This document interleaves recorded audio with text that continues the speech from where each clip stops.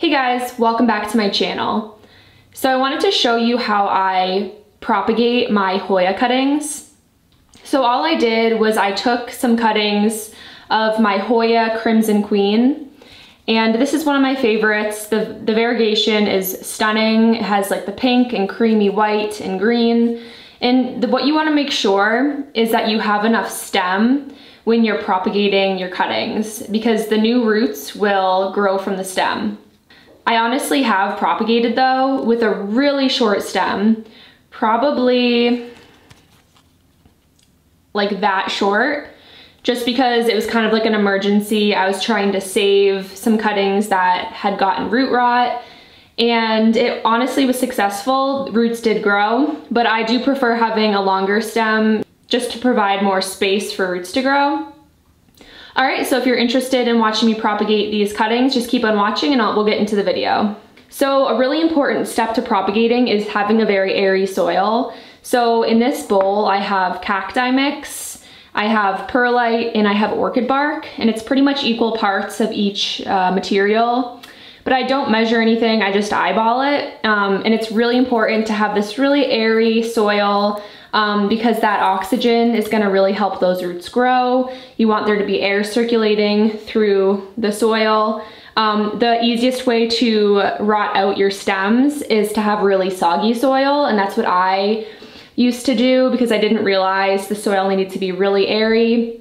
I would keep the soil way too wet. So I'll get more into that later on in the video, but yeah, you want to make sure you start off with the correct type of soil. That's very important.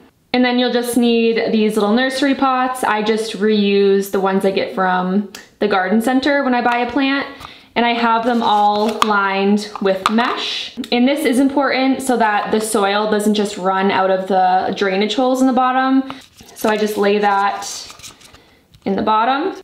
All right, so I'm just gonna start by filling my pot with this mixture. And then I'm gonna fill it all the way to the top. Since we're not working with any roots at the moment, we're just working with the cuttings.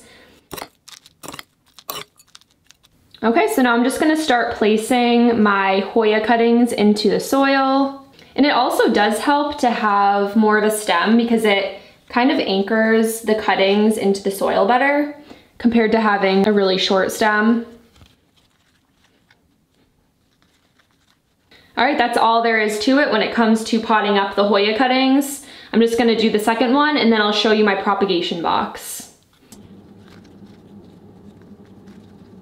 So there's my second pot. All right, so we're gonna head out to my propagation box. I keep it outside.